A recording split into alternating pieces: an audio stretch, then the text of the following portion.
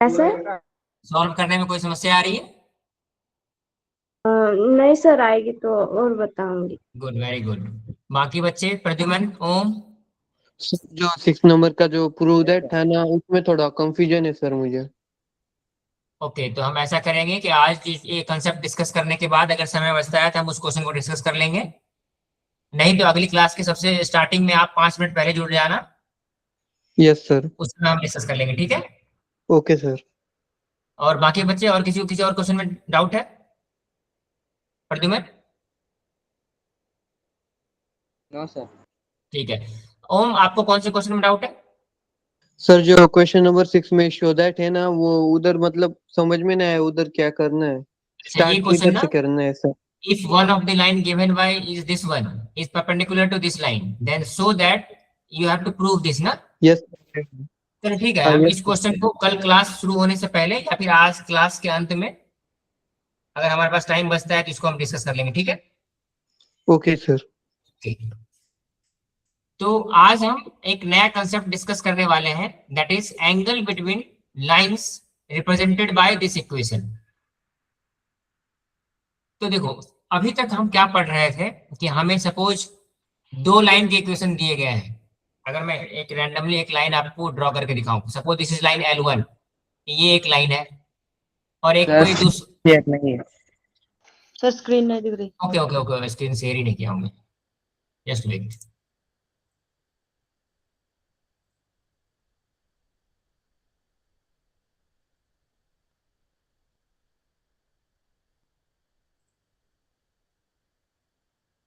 आई hope आप screen आप लोगों को दिख रही होगी। Yes sir. Yes sir. Okay okay. तो चलो, आज हम क्या पढ़ेंगे कि अभी जो हम कंबाइंड इक्वेशन ऑफ लाइन पढ़े हैं ना, तो आज हम पढ़ेंगे कि कोई भी एक कंबाइंड इक्वेशन, जिस दो लाइन के इक्वेशन का कंबाइंड इक्वेशन है, उस दोनों लाइन के बीच में एंगल क्या है। कहने का मतलब है, सपोज ये एक लाइन, पहला लाइन है, this is line 1 and this is line 2। तो इस लाइन का इक्वेशन इस प्रकार से होगा, a1x plus b1y equals to 0। इस लाइन का इक्वेशन होगा a2x plus b2y equals to 0। और इसी दोनों लाइन का कंबाइंड इक्वेशन हम अभी जब पढ़े हैं,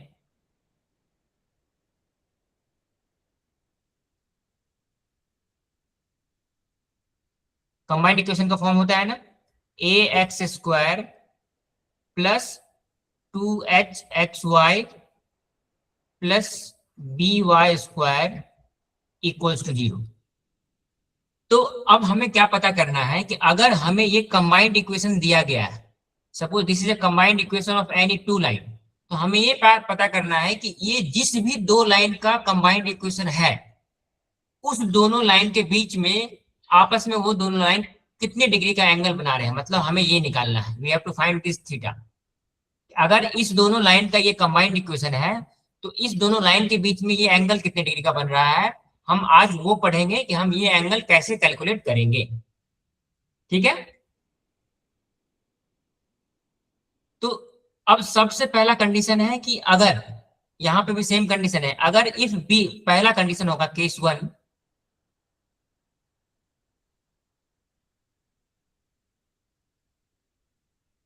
सो इस केस में हम क्या करेंगे, फर्स्ट केस हम कंसिडर करेंगे if b is equals to 0। अगर हमें कंबाइंड इक्वेशन जो दिए गए हैं, उस कंबाइंड इक्वेशन में अगर b की वैल्यू 0 है, तब हम क्या करेंगे, तब हमें ये मालूम है, then y, if one of the line is y axis, then one of the line is y axis। मतलब कि अगर हमें ऐसा कोई कंबाइंड इक्वेशन दिया गया हो जो केवल इस फॉर्म में हो, that is ax square plus 2hxy equals to 0। अगर ये कंबाइंड इक्वेशन इस फॉर्म में है, तो हम इससे कह सकते हैं कि ये ऐसे दो लाइन का कंबाइंड इक्वेशन है जिसमें से एक लाइन जो है वो y एक्सिस है। कहने का मतलब है, सपोज अगर मैं यहाँ पे देखो, ये इस प्रकार से हम x y एक्सिस ड्रॉ करते हैं ना, जैसे ये दोनों x एक्सिस और y एक्सिस है, this is x axis and this is y axis. तो अगर मैं यहाँ पे कोई भी एक लाइन ड्रॉ कर दूं, suppose I draw a line this like this, so equation अगर इस प्रकार का है, मतलब कि एक लाइन तो ये वाला है और एक लाइन जो हम अभी लाइन ड्रॉ किए हैं दिस इज लाइन 1, तो ये दोनों लाइन है और इस दोनों के बीच का हमें एंगल निकालना पड़ेगा। तो इस दोनों के बीच का एंगल कैसे निकालेंगे हम? तो इसके लिए हमें क्या करना पड़ेगा, if b is equal to 0 then we have to find the slope of this line. एक जो दूसरा लाइन है ना, इसका हम स्लोप निकालेंगे, और जब हमें इसका स्लोप मिल जाएगा ना, तो उस स्लोप को यूज करके हम इस दोनों के बीच एंगल निकाल सकते हैं। और उसका निकालने का फॉर्मूला होता है, ऐसे किसी भी दो लाइन, चलो मैं एक जनरल फॉर्मूला आपको बताता हूं। एंगल बिटवीन, एक फॉर्मूला आप लोग ये इसको नोट कर लीजिए अलग से,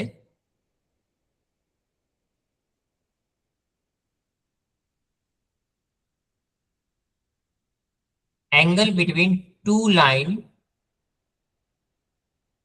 lines having slope m1 and m2। मतलब ऐसे दो लाइन जिसमें पहले लाइन का स्लोप m1 है और दूसरे लाइन का स्लोप m2 है, तो हम उसके बीच का अगर हमें एंगल निकालना होगा तो हम पहले ये फॉर्मूला लगाएंगे, tan theta is equals to 1 plus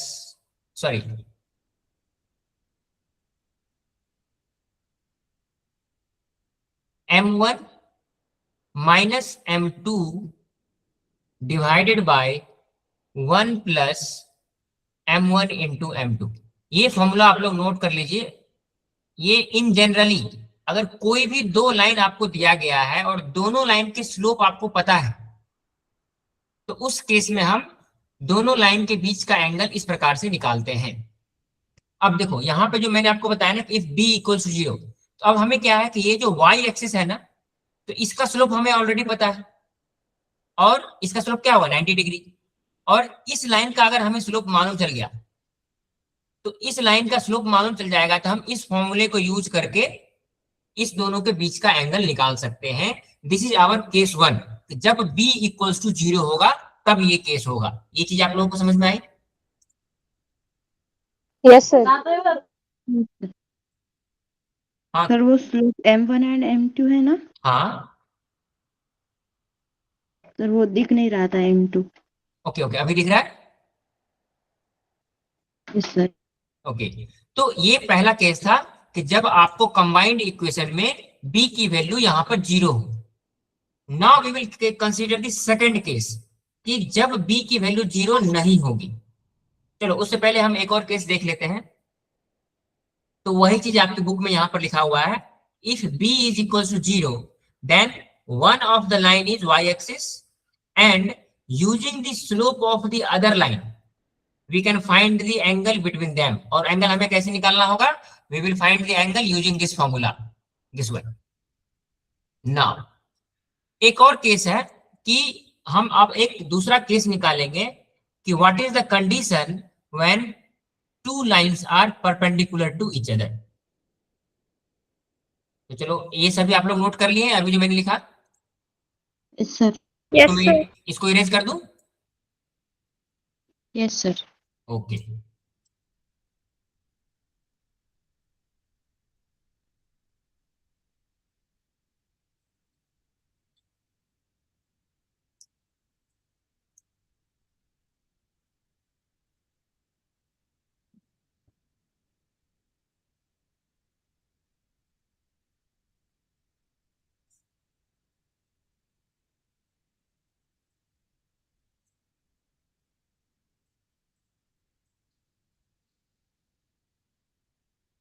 चलो अब हम एक चीज देखते हैं कि कौन सा ऐसा कंडीशन है जब हमें ये मालूम चलेगा कि ये जो कंबाइंड इक्वेशन दिया गया है ना, a x square plus 2hxy plus by square equal to 0। So this is a combined equation of two line.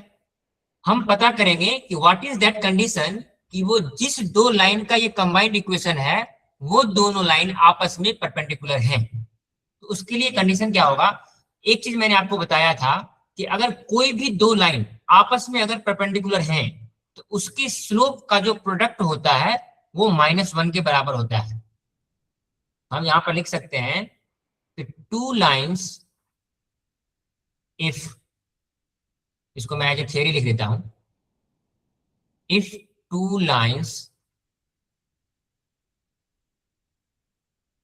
having slope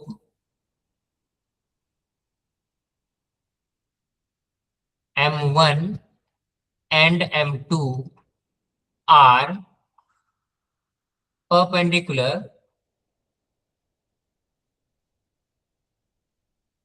आप लोगों को मेरी हैंडराइटिंग समझ में आ रही है ना? ये कर्सिव में ज्यादा प्रॉब्लम तो नहीं है ना? नहीं सर। चलो no sir. Okay. Are perpendicular to each other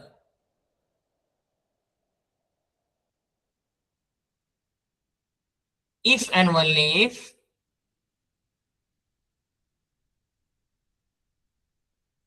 m1 into m2 is equals to -1। ये कंडीशन सेटिस्फाई होनी चाहिए, तभी हम कहेंगे कि दो लाइन आपस में परपेंडिकुलर हैं। तो चलो अब देखो m1 into m2 should be equals to -1। और एक चीज हम पढ़े हैं कि जो हमें कंबाइंड इक्वेशन दिया गया है उस केस में हमने पढ़ा था ना कि product of the slope can be find out m1 into m2 is equals to a by b। ये हम स्टार्टिंग में पढ़े थे। यस तो सर। यहां से अब suppose this is equation 1 and this is equation 2, so from equation 1 and equation 2 हम ये लिख सकते हैं a by b is equals to -1। क्यों? यहाँ पे m1 into m2 is equals to -1 और यहाँ पे वही m1 into m2 is equals to a by b. हम इससे ये लिख सकते हैं कि a by b is equals to -1। इसको अगर हम आगे लिखेंगे हम लिख सकते हैं a is equal to -b। अगर हम b को दोनों तरफ मल्टीप्लाई कर ले, इसको इधर लेके चले जाए, so we can write a minus b is equals to a is equals to -b। और हम इसको स्टैंडर्ड फॉर्म में लिख सकते हैं, अगर b को इधर लेके आएंगे so we will get a plus b is equals to 0। So this is the condition for two lines to be perpendicular अगर हमें कंबाइंड इक्वेशन दिए गए हैं तो अब हम इसको लिख लेते हैं सेंटेंस में कि the lines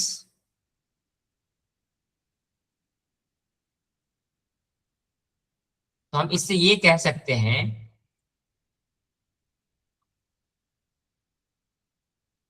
the lines represented by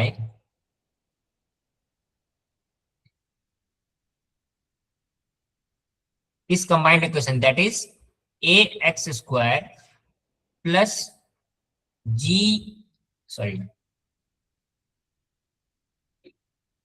2hxy plus by square equals to 0 are perpendicular to each other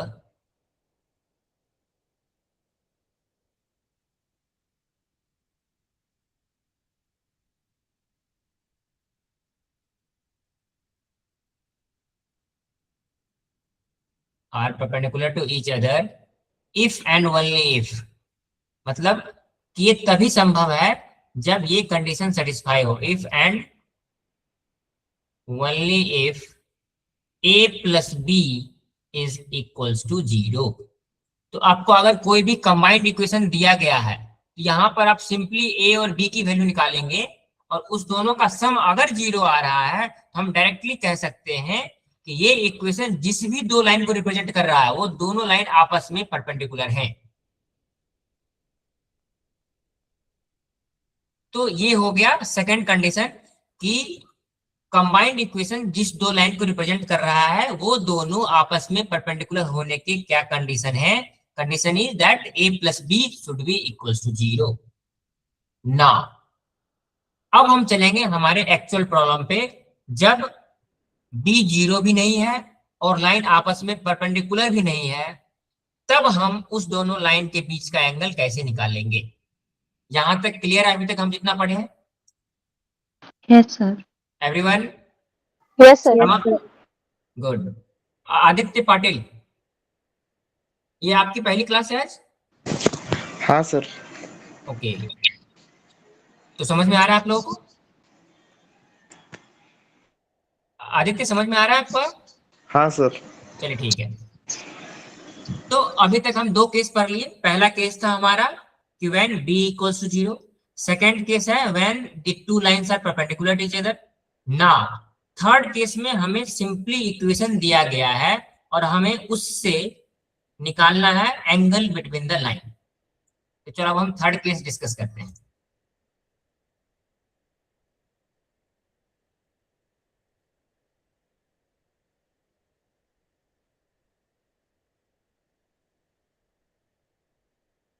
okay, so now the equation given to us is, हमें एक कंबाइंड इक्वेशन दिया गया है a x square plus 2hxy plus by square equals to 0. Now we have to find the acute angle between the line, between the two lines. मतलब जिस दो line के ये कंबाइंड इक्वेशन है ना, उस दोनों के बीच अगर हमें एंगल निकालना हो तब हम कैसे निकालेंगे, जहां पे जब b is not equals to 0 and the lines are not perpendicular to each other. Like वो दोनों केस हम ऑलरेडी डिस्कस कर चुके हैं। पहले मैं जस्ट एक फॉर्मूला लिख देता हूं कि अगर हमें डायरेक्ट अगर ये इक्वेशन दिया गया है और इससे पूछा जाए कि find the angle between the line, so the formula is tan theta equals to mod of 2 into under root h square minus a b divided by a plus b. अभी हम इसको प्रूफ करेंगे कि ये जो फॉर्मूला है हमें कैसे मिला। ठीक है, चलो हम प्रूफ कैसे करते हैं। सो हम मान लेंगे कि जो दो लाइन है उसमें से एक लाइन के स्लोप m1 है और दूसरे लाइन का स्लोप m2 है। So let m1 and m2 be the slopes of lines represented by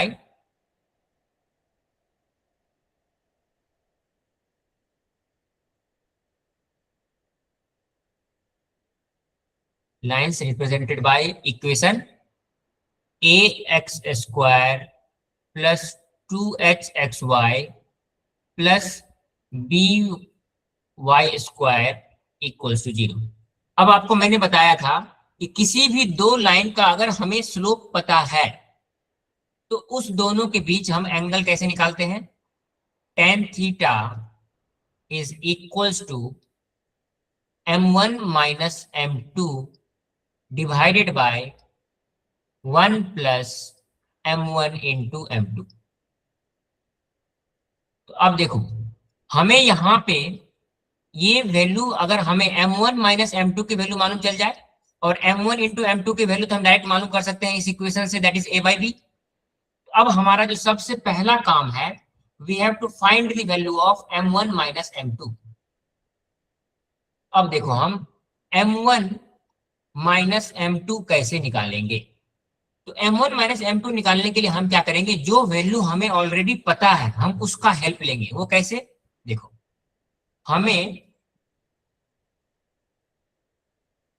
m1 plus m2 की वैल्यू ऑलरेडी पता है, वो होता है minus of 2h upon B, और m1 इंटू m2 हमें पता है that is a upon b. तो हम इस दोनों का मदद लेके m1 माइनस m2 कैलकुलेट करेंगे। क्यों कि इस फॉर्मूले में पुट करने के लिए हमें m1 माइनस m2 की वैल्यू चाहिए। तो देखो अब किसी भी m1 प्लस m2 हमें पता है और m1 माइनस m2 पता है, तो m1 अगर मैं ऐसा करूं m1 माइनस m2 का अगर होल स्क्वायर लिखूं, so this will be equals to, अब ऐसे एक फॉर्मूला मैं आप लोगों को बता देता हूं कि कभी भी आपको ना ऐसे a प्लस बी का होल स्क्वायर a पता करना हो या फिर a माइनस बी का होल स्क्वायर पता करना हो, तो a माइनस बी का होल स्क्वायर को हम इस प्रकार से लिख सकते हैं a प्लस बी का होल स्क्वायर माइनस 4ab। अगर आपको a प्लस बी का होल स्क्वायर मालूम करना है और आपको a माइनस बी पता है हम आप ये फॉर्मूला लगा सकते हैं a minus b whole square plus 4ab। ये दोनों फॉर्मूला आपको अगर पता होगा तो हम यहाँ पे इस दोनों में से किसी एक फॉर्मूले को यूज करके यहाँ पे m1 माइनस m2 निकाल सकते हैं। तो इसी दोनों फॉर्मूले में से इस वाले सेकंड वाले फॉर्मूला को हम यूज करेंगे, m1 माइनस m2 का वैल्यू निकालेंगे। क्यों? हमें m1 प्लस m2 ऑलरेडी पता है, तो हम यहाँ पे लिख सकते हैं ना m1 प्लस m2 का होल स्क्वायर माइनस 4ab, और ab का मतलब क्या है m1 इंटू m2, तो माइनस 4 m1 इंटू m2। अच्छा, आप लोगों में से ये फॉर्मूला जो मैंने आपको बताया, जस्ट वेट,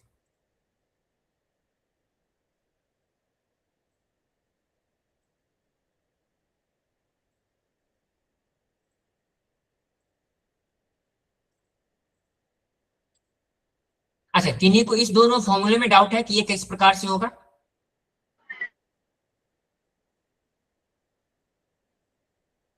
यस, ये जो मैंने आपको दो फॉर्मूला बताया, a plus b whole square equals to a minus b whole square plus 4ab, या फिर a minus b whole square equals to a plus b whole square minus 4ab, तो इसमें कोई डाउट है या फिर इसको मैं प्रूफ करके बताऊं कि ये कैसे होगा? सर प्रूफ करके बताइए। चलिए ठीक है, मैं ये आपको ये प्रूफ करके बताता हूँ। देखो, इसका सिंपल सा तरीका ये है, पहले मैं ना इस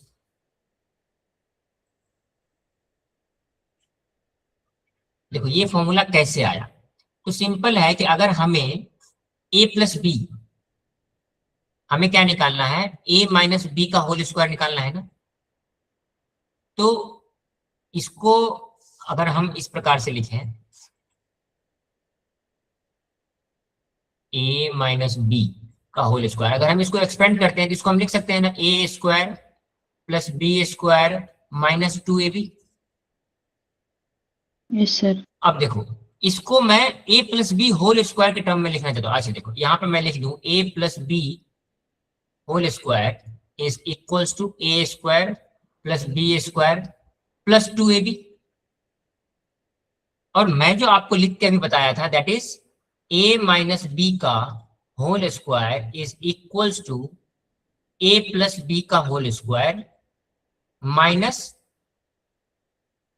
4ab, ये मैं आपको बताया था। अब देखो ये कैसे आया, तो इसको मैं एक्सपेंड करता हूं सपोज, तो a प्लस बी का होल स्क्वायर क्या हो जाएगा, a square plus b square plus 2ab, और ये माइनस 4ab है।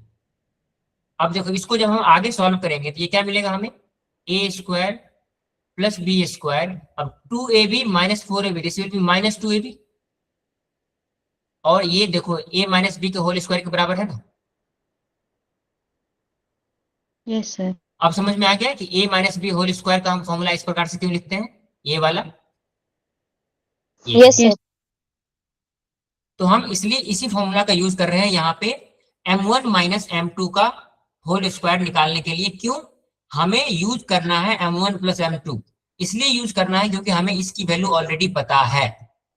अब देखो, अब सिंपली हम क्या करेंगे, यहाँ पे m1 प्लस m2 की वैल्यू पुट कर देंगे और m1 इंटू m2 की वैल्यू पुट कर देंगे, तो हमें यहाँ पे क्या मिल जाएगा, m1 plus m2 is minus of 2h divided by b का whole square plus minus 4 into m1 into m2 हमें पता है that is a by b। तो जब हम इसको आगे सॉल्व करेंगे so then we will get minus 2h का होल स्क्वायर हो जाएगा ये 4h square divided by b square minus 4a by b। तो ऐसा करते हैं कि चूंकि इधर डिनोमिनेटर में b स्क्वायर है तो इसको भी b स्क्वायर बना लेते हैं, तो हमें क्या मिल जाएगा 4h square by b square minus 4, ऊपर नीचे a और b दोनों मल्टीप्लाई कर देंगे तो ये हो जाएगा 4ab divided by b square. इसको फर्दर सॉल्व करेंगे हमें तो क्या मिल जाएगा, सो डिनोमिनेटर में पूरा बी स्क्वायर हो जाएगा, ऊपर हमें मिल जाएगा 4h स्क्वायर माइनस 4ab। अब क्या करेंगे, हम 4 कॉमन ले लेंगे, so we will get 4 into h square minus ab divided by b square. और ये जो मिला है हमें, ये क्या मिला है, this is m1 minus m2 का होल स्क्वायर। अगर हमें m1 माइनस m2 का होल स्क्वायर इतना है और हमें m1 माइनस m2 की वैल्यू निकालनी है, सो हम क्या करेंगे, इसका स्क्वायर रूट ले लेंगे। So square root of 4 into h square minus a b divided by b square. तो जब हम इसका स्क्वायर रूट लेंगे तो ये क्या हो जाएगा, 4 का स्क्वायर रूट 2 बाहर आ जाएगा।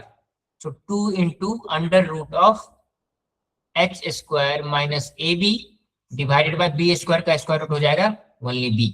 सो now we have got the value of m1 minus m2।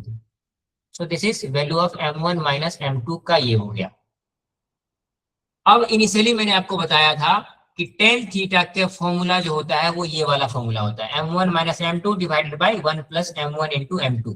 अब हमें m1 माइनस m2 की वैल्यू पता है, m1 इंटू m2 की वैल्यू पता है, इसको हम इसमें पुट कर देते हैं। So now we find the value of tan theta.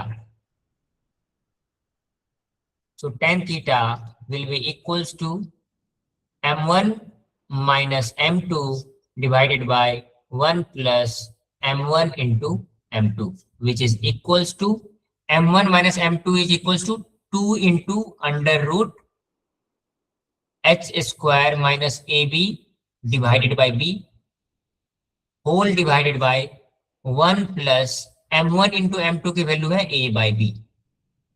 तो अगर हम इसको जब आगे सॉल्व करेंगे so we will get 2 into under root h square minus a b divided by b whole divided by, इसको जब सॉल्व करेंगे तो ये क्या हो जाएगा, b plus a divided by b. इसको जब हम दोनों को पूरा सॉल्व करेंगे तो फाइनली हम इसको इस प्रकार से लिख सकते हैं, 2 into under root h square minus a b divided by b multiplied by b divided by b plus a को हम डायरेक्ट ए प्लस बी भी लिख सकते हैं, सीक्वेंस में अच्छा रहेगा। तो ये बी से बी कैंसल आउट हो जाएगा and finally we will get tan theta is equals to 2 root h square minus a b divided by a plus b. हाँ, एक चीज आपको ध्यान रखना है कि इसको हमेशा मॉड में रखना है। क्यों? कि थीटा की वैल्यू हमेशा हम पॉजिटिव वैल्यू लेंगे। सो जब भी आप ये शुरू से ही लिखेंगे ना तो फॉर्मूले में आप ये मॉड की वैल्यू लगाएंगे, तो this should be equals to mod. तो मैंने आपको इनिशियली यही फॉर्मूला बताया था कि tan theta is equals to 2 root h square minus a b divided by a plus b. So this is the formula to find the angle between the lines represented by the combined equation। आपके book में दिया गया है, यहाँ पे देख लीजिए, yes this one, mod of 2 into h square minus a b divided by a plus b. तो यहां तक किसी बच्चे को कोई डाउट? सभी लोग नोट कर लिए आप लोग, जब जो अभी तक मैंने प्रूफ करके दिखाया? Yes sir. सर हाँ समा, कुछ डाउट है? नो सर, लिखिए बोलिए। Okay, very good. तो हम जितने भी ये कंसेप्ट है ना कि how to find the angle between the two lines of any combined equation, तो हम ये 3 केस पढ़ चुके हैं। चौथा केस है in what condition the two lines will coincide with each other. Coincide का मतलब होता है कि जैसे सपोज ये एक लाइन है, दिस इज अ लाइन, और दूसरा लाइन जो है वो इसी के ऊपर है, मतलब दोनों लाइन एक दूसरे को ओवरलैप कर रहा है। और एक कंबाइंड इक्वेशन जो हमें दिया गया है वो ये है, a x square plus 2h xy plus b y square equals to 0। तो अब हमें ये कंडीशन निकालना है कि इन व्हाट कंडीशन, जैसे हमने एक कंडीशन निकाला था ना, if a plus b is equals to 0 then the lines are perpendicular. Now we will find the condition of if the lines are coincides with each other, और वो हमारा इस एंगल वाले कंसेप्ट का लास्ट टॉपिक हुआ। चलो यहाँ पर हम देखते हैं ये वाला लाइन, इस one, line represented by ax square plus 2hxy plus by square equals to 0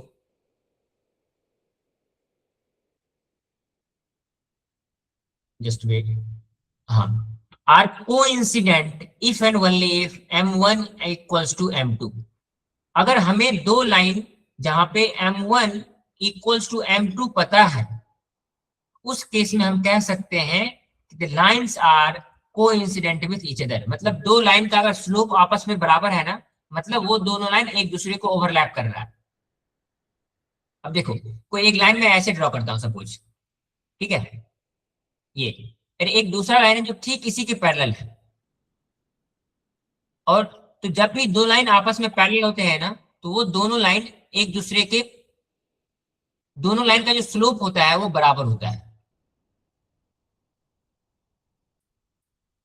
तो अब देखो, वो मैं आपको क्या बताना चाह रहा हूं, देखो जैसे ये दोनों लाइन सपोज आपस में पैरेलल है, तो इस लाइन को अगर मैं मूव करूं और इसके ऊपर लेके जाऊं, तो ये लाइन ना देखना, ये इसके पूरे एकदम एक दूसरे के ऊपर आ जाएगा। इस प्रकार के लाइन को कहते हैं कोइंसिडेंट लाइन। तो अब हमें ये पता करना है कि अगर हमें कोई एक कंबाइंड इक्वेशन दिया गया है, combined equation is ax square plus 2hxy plus by square equals to 0। अब कौन सा ऐसा कंडीशन होगा जब दोनों लाइन एक दूसरे के कोइंसिडेंट होंगे? तो उसके लिए एक ही कंडीशन है कि दोनों लाइन के स्लोप आपस में बराबर होने चाहिए, मतलब m1 should be equals to m2। अगर m1 इक्वल्स टू m2 है तो हम यहां से ये कह सकते हैं ना, m1 minus m2 is equals to 0। और जब हम ऊपर वाला इक्वेशन प्रूफ कर रहे थे, तो वहां पर हमने m1 माइनस m2 का फॉर्मूला निकाला था कि m1 माइनस m2 क्या हो जाएगा, 2 into under root of h square minus ab divided by a plus b will be equals to 0। ये कंडीशन सेटिस्फाई होनी चाहिए। चलो इसको मैं यहाँ पे अलग से लिखता हूं।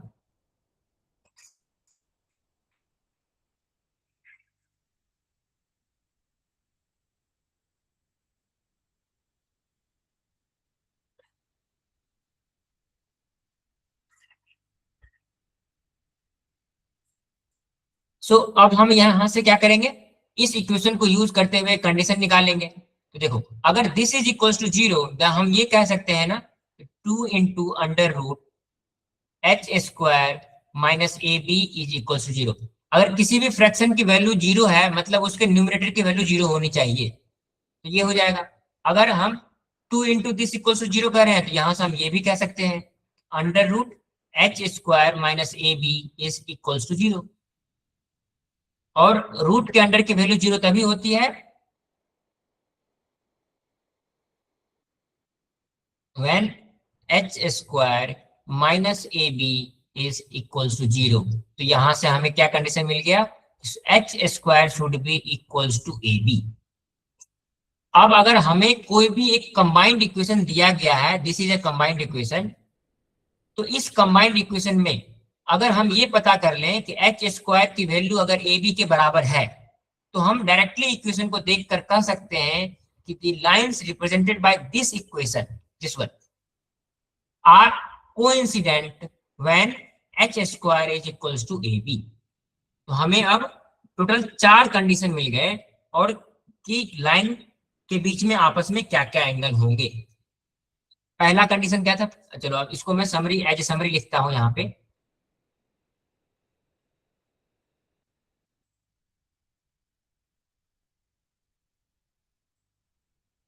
तो हमें suppose the combined equation is given to us is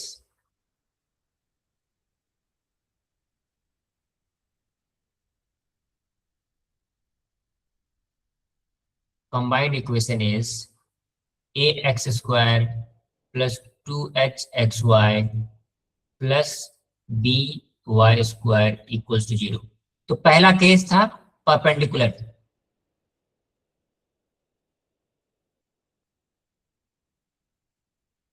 perpendicular होने का क्या केस था, परपेंडिकुलर की कंडीशन क्या थे, condition for a line to be perpendicular, what is the condition, अभी जस्ट हम डिस्कस किए हैं, बताइए कोई। आप लोग अपने कॉपी में नोट किए हैं ना, आप कॉपी देखकर बताइए कि दोनों लाइन का परपेंडिकुलर होने का क्या कंडीशन था।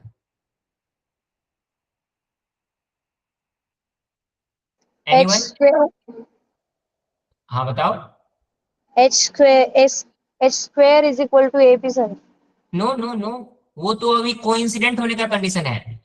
इससे पहले सेकंड कंसेप्ट जो हम डिस्कस किए थे, when the two lines are perpendicular, उसमें क्या कंडीशन डिराइव किए थे हम? a plus b is equals to 0. Very good. So the for two lines to be perpendicular, the condition is a plus b should be equals to 0. अगर इस equation में a की जो वैल्यू और जो b की वैल्यू है, अगर दोनों की वैल्यू, दोनों का सम 0 आता है, देन हम कह सकते हैं कि जिस दो लाइन का ये कंबाइंड इक्वेशन है वो दोनों लाइन आपस में परपेंडिकुलर है। सेकेंड कंडीशन था नॉर्मल कंडीशन, हमें we have to find the value of tan theta, और उसको हमने कैसे निकाला? 2 into under root h square minus a b divided by a plus b mod of. This was the second one. And the third one, coincident line. Coincident के लिए क्या condition था? h square minus ab equal to 0. Good. So the condition here is h square should be equals to ab. या फिर ये लिखिए, या फिर आप लिख सकते हैं h square minus ab should be equals to 0. ये तीनों कंडीशन आपको याद होनी चाहिए, क्योंकि क्वेश्चंस जब हम सॉल्व करेंगे तो हम इन्हीं तीनों कंसेप्ट का यूज करेंगे। तो lines between the angle between the line के कंसेप्ट, सारे कंसेप्ट क्लियर हैं?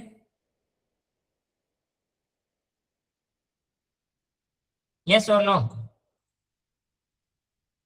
Yes sir. Yes, sir. तो अगर सारे कंसेप्ट क्लियर हो गए हैं तो अब हम चलते हैं उसके बेसिस पर कुछ क्वेश्चन सॉल्व करते हैं।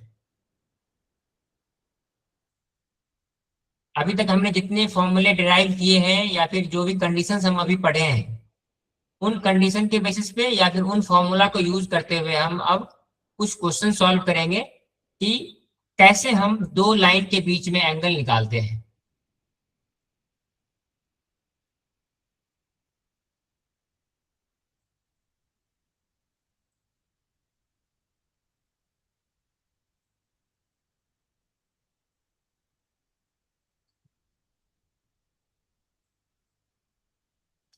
Now example 1। अब देखो सबसे पहला ही क्वेश्चन है, so that lines represented by this equation, this is a combined equation. तो ये जिस दो लाइन को कंबाइंड इक्वेशन है, they are perpendicular to each other. Simply अभी हम परपेंडिकुलर होने का कंडीशन पढ़े हैं ना, कि a plus b should be equal to 0। If a plus b is equal to 0 then the lines are perpendicular. तो सिंपल है, देखो यहाँ पे हम क्या करेंगे अभी, कि जो हमें इक्वेशन दिया गया है that is 3x square minus 4xy minus 3y square is equal to 0। यहां से हम a और b की वैल्यू निकालेंगे।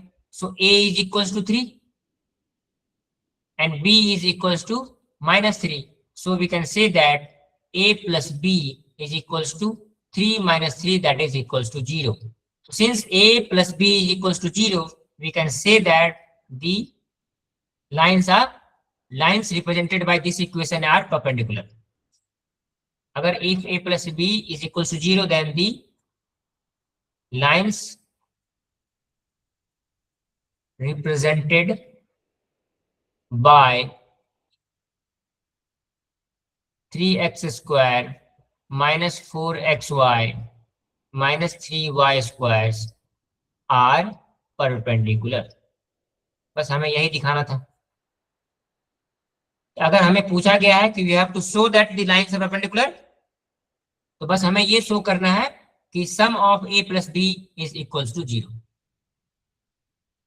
अगेन द सेकंड क्वेश्चन, यहाँ पे क्या पूछा गया, you have to show that the lines represented by this equation are coincident. तो कोइंसिडेंट दिखाने के लिए कोइंसिडेंस का कंडीशन मैंने आपको अभी बताया ना,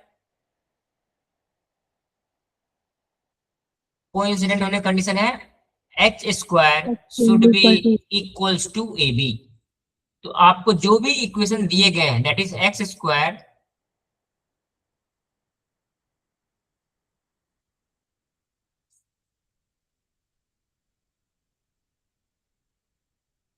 so equation given to us is x square plus 4, what is the equation, 4xy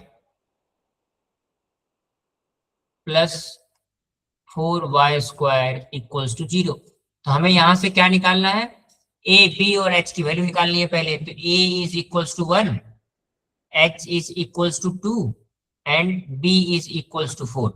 इसमें कोई डाउट? No, sir. आप सभी लोग a h और b की वैल्यू निकाल सकते हैं ना? So now what we will do, we will find the value of h square is equals to 2 into 4, 2 square, that will be equals to 4, or we will find the value of ab, so a into b, that is 4 into 1 is equals to 4। So we can write that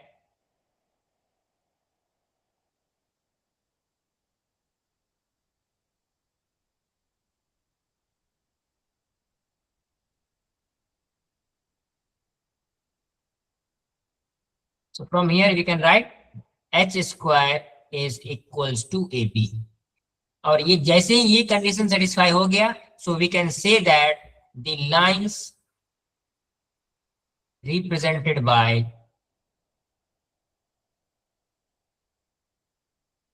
the given equation, that is this one, x square plus 4xy plus 4y square equals to 0 are coincident।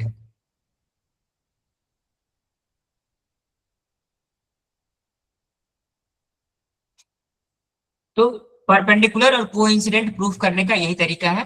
आप क्या करेंगे, a b और h की value निकालेंगे। Perpendicular proof करने के लिए आपको दिखाना है a plus b should be equals to 0, और कोइंसिडेंट दिखाने के लिए आपको ये शो करना है कि h square is equals to a plus B.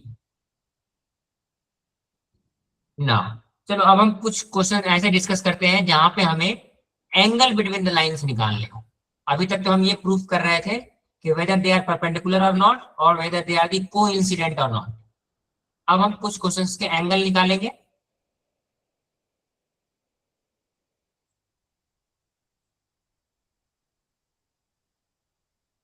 और एंगल निकालने के लिए सिंपल है, हम क्या करेंगे, जो फॉर्मूला हमने डिराइव किया है ना, उस फॉर्मूले का इस्तेमाल करेंगे। जैसे कि यहाँ पे 4 क्वेश्चंस दिए गए हैं, बस 1-2 क्वेश्चंस हम डिस्कस करेंगे, बाकी सभी questions will be your homework. तो देखो चलो पहला ही क्वेश्चन डिस्कस कर लेते हैं। ये क्वेश्चन तो बहुत आसान है। ये देखो x square plus x y equals to 0। तो इसमें हम फिर से क्या करेंगे, ए बी और एच की वैल्यू निकाल लेंगे। तो यहाँ पे ए की वैल्यू क्या हो जाएगी, 1। एच की वैल्यू क्या हो जाएगी, 1, नो 2, सर। नो। देखो अभी जो आपको ये इक्वेशन दिया गया है ना, इस इक्वेशन को आपको कंपेयर किससे करना है, a x square plus 2h xy plus b y square equals to 0। आपको क्या करना है, देखो एक्स स्क्वायर के साथ जो भी है वो हो जाएगी ए की वैल्यू। तो यहाँ पे एक्स स्क्वायर के साथ कुछ नहीं है, मतलब ए, और एक्स वाई के साथ जो भी है वो जो हो जाएगा वो 2h के बराबर होगा।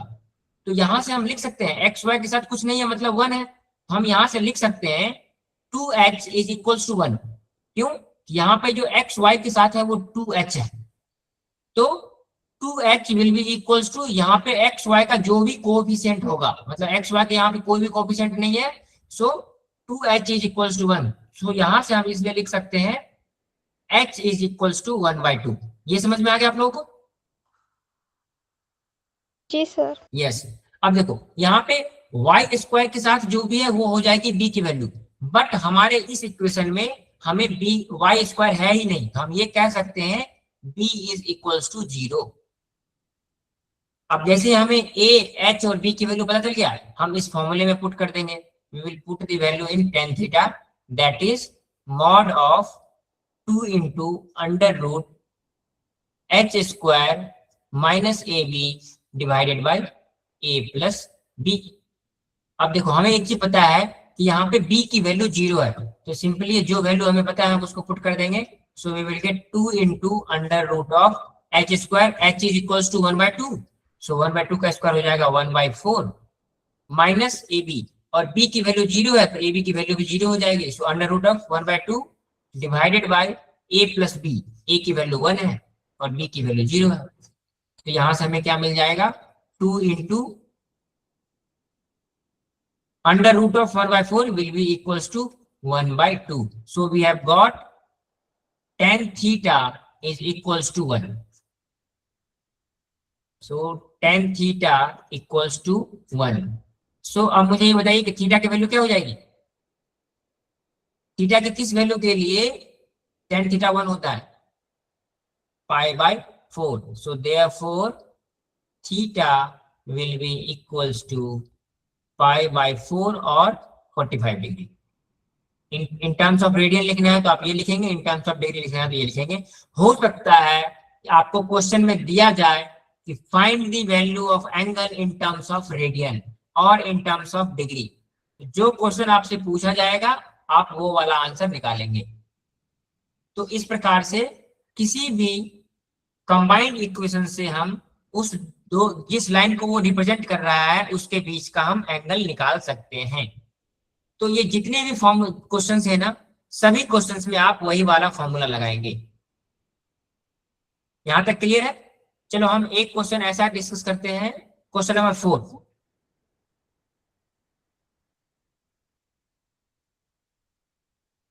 क्वेश्चन नंबर 1 समझ में आ गया आप सभी लोगों को? Yes, sir. Yes, sir. Okay तो हम ऐसा करते हैं, अभी क्लास में एक और क्वेश्चन डिस्कस कर लेते हैं। Rest all question is your homework, और कल क्लास में आने से पहले आप सभी लोग इसको सॉल्व करके आएंगे। So this all questions is homework to you. बस एक क्वेश्चन नंबर 4 अभी हम डिस्कस करेंगे और फिर बाकी क्वेश्चन आज की क्लास में हम इतना ही रखेंगे। अब देखो क्या है, ये हम 4 डिस्कस कर रहे हैं ना कि यहाँ पे एग्जैक्टली जो वैल्यू आपको नहीं मिलेगा कि जिसकी आपको एंगल पता हो, तो हम जब हमें एग्जैक्ट वैल्यू नहीं पता है तो हम उसको tan इनवर्स के फॉर्म में लिख सकते हैं। अब देखो इससे जस्ट पहले हम इनवर्स ट्रिग्नोमेट्रिक फंक्शन पढ़े हैं, तो हमें जो कंबाइंड इक्वेशन दिया गया है that is 2x² minus 6xy plus y square equals to 0। तो सबसे पहला काम है कि आप लोगों को a, b और x की वैल्यू निकालने आना चाहिए। तो इसके सामने मैं स्टैंडर्ड इक्वेशन लिखता हूं, that is ax² plus 2hxy plus by² equals to 0। अगर हम आप कंपेयर करें तो we can write a is equals to 2। अगर हम यहाँ पे xy का कोएफिशिएंट क्या है 2h, तो हम यहाँ से लिख सकते हैं 2h is equals to 6, not h is equals to 6, 2h is equals to 6। So हमें इससे क्या मिल जाएगा, h is equals to 6 divided by 2 that is 3। इस बात का आप लोग ध्यान रखें। मोस्ट ऑफ द टाइम बच्चे क्या करते हैं गलती कि डायरेक्टली h की वैल्यू यहाँ पर 6 लिख देते हैं। तो इस बात को आपको अच्छे से याद रखना है कि एक्स वाई का जो भी कोफिशिएंट होगा that is value of 2h not h।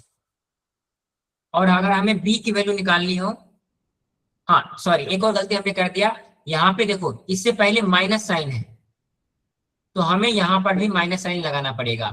So this will be equals to -3। So h is equals to -3 and b is equals to 1। क्यों? तो y का कोफिशिएंट यहाँ पे 1 है, so therefore b will be equals to 1।